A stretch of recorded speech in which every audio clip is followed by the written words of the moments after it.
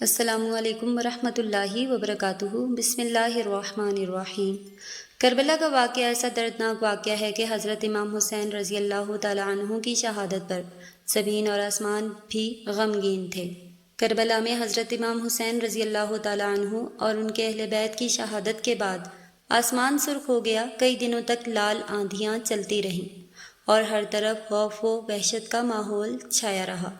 اس دن بیت المقدس میں جو بھی پتھر اٹھایا جاتا اس کے نیچے خون نظر آتا تھا، کیونکہ یہ کوئی عام شہادت نہیں تھی بلکہ نبی کریم صلی اللہ علیہ وآلہ وسلم کے نواسے حضرت امام حسین رضی اللہ تعالیٰ عنہ کو میدان کربلا میں بڑی بے دردی کے ساتھ شہید کیا گیا تھا۔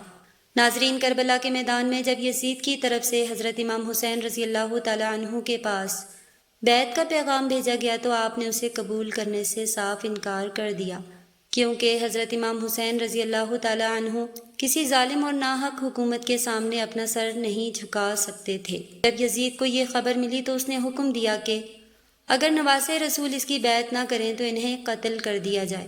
اس وقت یزید کی فوج نے حضرت امام حسین رضی اللہ تعالیٰ عنہ اور ان کے اہل بیت اور وفادار ساتھیوں کو چاروں طرف سے گھیر رکھا تھا۔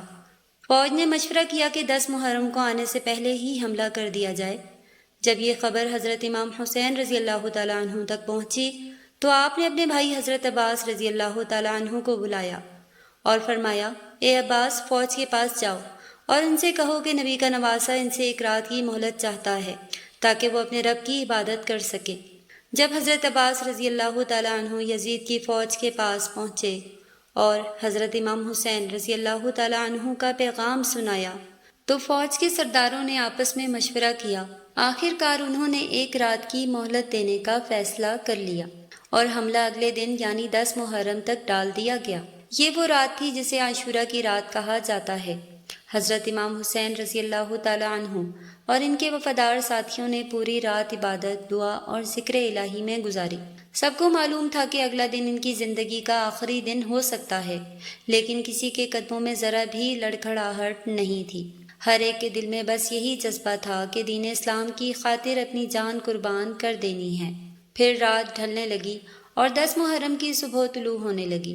حضرت امام حسین رضی اللہ تعالیٰ عنہ نے اپنے فرزند حضرت علی اکبر رضی اللہ تعالیٰ عنہ سے فرمایا، بیٹے اذان دو۔ جیسے ہی اذان کی صدائیں کربلا کی فضاؤں میں گونجی، اہل بیت اور رسول اللہ صلی اللہ علیہ وآلہ وسلم کے جانثار ساتھی نماز کے لیے کھڑے ہو گئے۔ اذان کے فوراً بعد سب نے جماعت کے ساتھ فجر کی نماز ادا کی اور اپنے رب کے سامنے سجدہ ریز ہو گئے۔ اتنے میں یزید کی فوج نے حملہ کرنا شروع کر دیا اور پھر ایک ایک کر کے اہل بیت اور حضرت امام حسین رضی اللہ تعالیٰ عنہ کے تمام وفادار ساتھی شہید ہوتے گئے۔ دیکھتے ہی دیکھتے خاندان رسول کے سبھی افراد شہید ہو گئے اور پھر جب کوئی باقی نہ رہا تو حضرت امام حسین رضی اللہ تعالیٰ عنہ خیمے میں تشریف لائے اور فرمانے لگے، اے میری بہنوں، اے میری بیٹیوں، اپنے حسین کا آخری سلام قبول کرو۔ یہ سنتے ہی خیمے میں کہرام مچ گیا۔ ہر طرف سے رونے اور سسکیوں کی آوازیں آنے لگیں، کیونکہ اب نبی کے نواسے حضرت امام حسین رضی اللہ تعالیٰ عنہ بھی میدان کربلا کی طرف روانہ ہونے والے تھے۔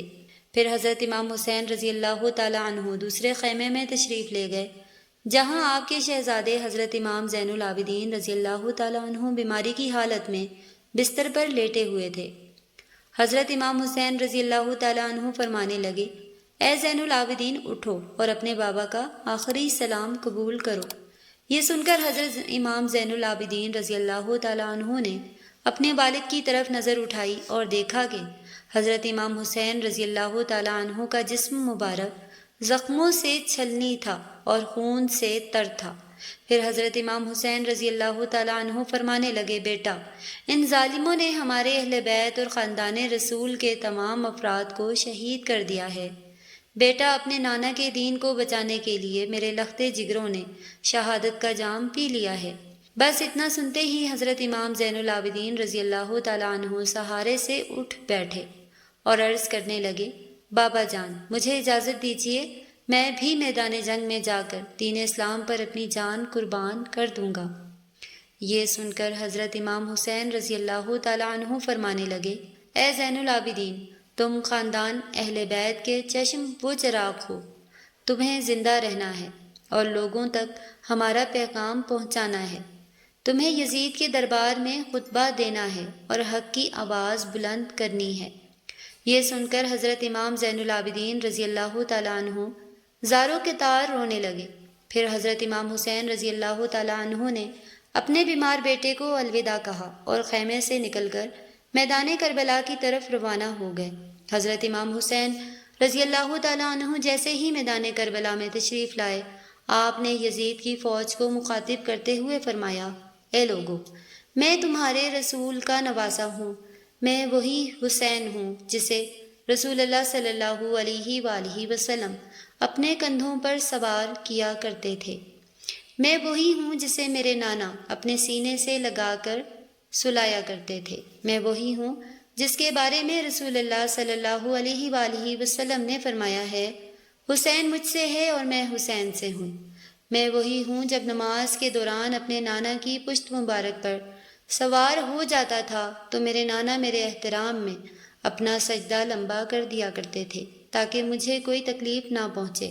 اے لوگو، آج تم نے حسین کو رلایا ہے، تم نے اپنے ہاتھوں سے جنت کے بدلے دوزخ کا سودا کر لیا ہے۔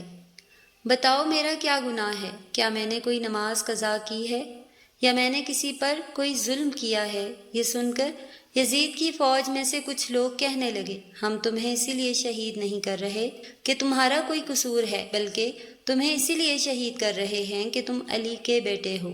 یہ سن کر حضرت امام حسین رضی اللہ تعالیٰ عنہ فرمانے لگے، اے لوگو، کیا تم اسی علی کا بدلہ ان کی اولاد سے لے رہے ہو جنہوں نے ہر موڑ پر اسلام کی حفاظت کی؟ بس اتنے میں شمر چلا کر کہنے لگا، حسین کی باتیں مت سنو، اس پر حملہ کر دو۔ اس کے بعد جنگ شروع ہو گئی۔ تاریخ گواہ ہے کہ کربلا کی سرزمین پر ایسا منظر نہ اس سے پہلے کبھی دیکھا گیا تھا اور نہ بعد میں دیکھنے کو ملا۔ ایک طرف ہزاروں کا لشکر تھا اور دوسری طرف 3 دن کے پیاسے حضرت امام حسین رضی اللہ تعالیٰ عنہ جو اکیلے ہی یزیدی فوج کا ڈٹ کر مقابلہ کر رہے تھے۔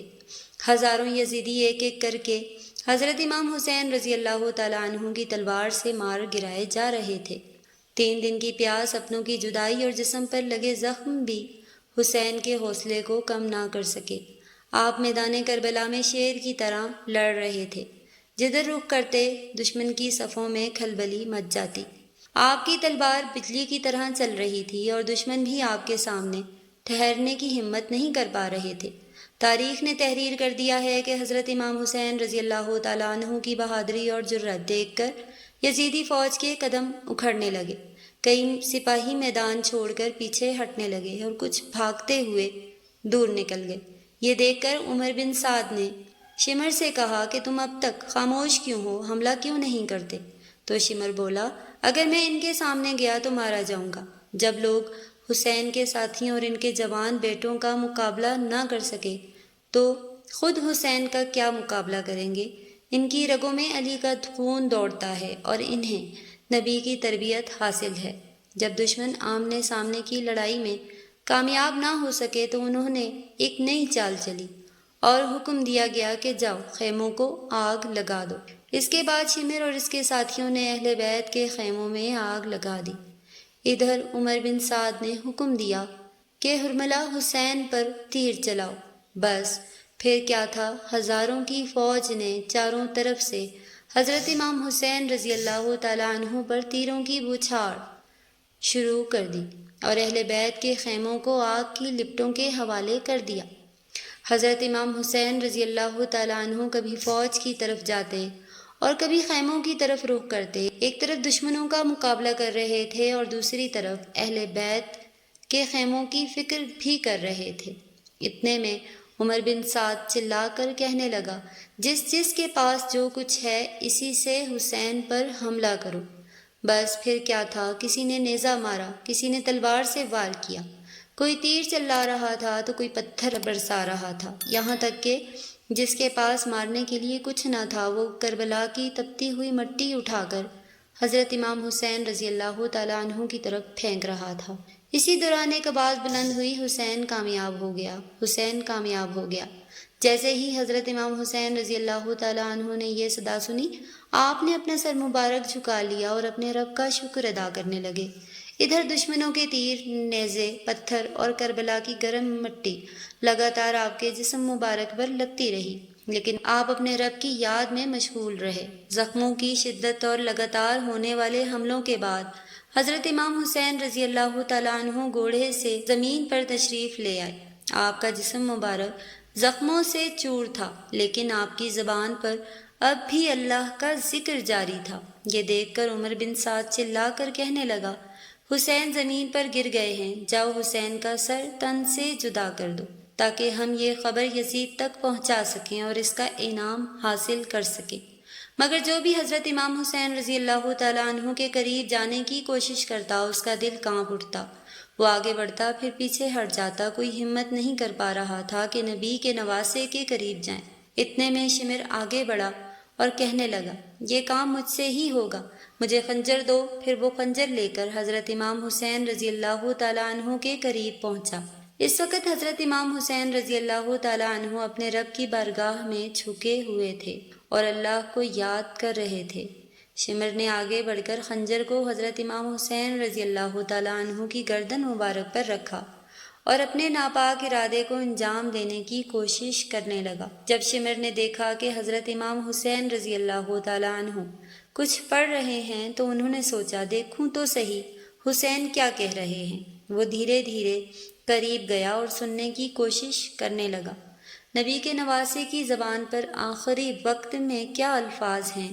تب اس نے سنا کہ حضرت امام حسین رضی اللہ تعالیٰ عنہ اپنے رب کی بارگاہ میں عرض کر رہے ہیں، اے اللہ، میری اس قربانی کو قبول فرما، میں نے تیرے دین کی خاطر اپنا سب کچھ فدا کر دیا۔ اے اللہ، تو گواہ رہنا، تیرے نبی کے نواسے نے تیرے دین کی حفاظت کے لیے اپنا گھر، اپنا خاندان، اپنی جان تک قربان کر دی۔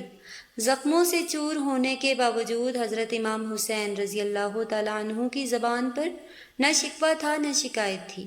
آپ لگاتار اپنے رب کا شکر ادا کر رہے تھے، اس کی حمد و ثنا بیان کر رہے تھے اور اسی کی رضا پر راضی تھے۔ اتنے میں حضرت امام حسین رضی اللہ تعالیٰ عنہ نے اپنی آنکھیں کھولی اور شمر سے فرمایا، اے بدبخت، کیا تو جانتا نہیں کہ میں کون ہوں؟